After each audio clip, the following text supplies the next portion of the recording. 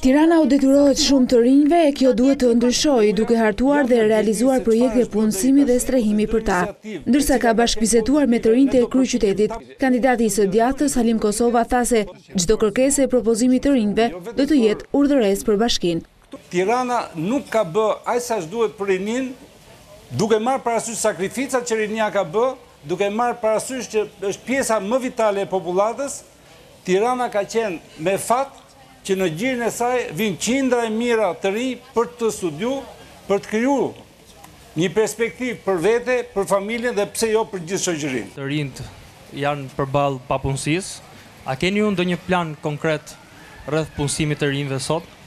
Ne duhet të kthejmë meritën e gjithë secilit në mënyrë që derisa që ju derdhni në fakultete dhe jashtë saj të justifikohet në jetë.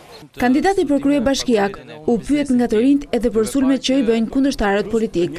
Të thinjen ose të binë duke ndihmu tjetrin, apo të binë ose të thinjen se si ta shkatrosh tjetrin, t'ja groposësh të ardhurat e tij, ti groposësh shpresën, ta rrjepësh për ditë, është një diferencë shumë e madhe.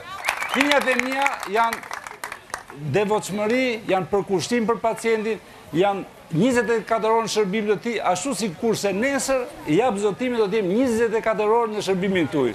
Halim Kosova thekson bindjen e tij për krijimin e mundësive, por sidomos parimi i meritës duhet vlerësuar për çdo kënd sipas zotësisë që ka, tha ai.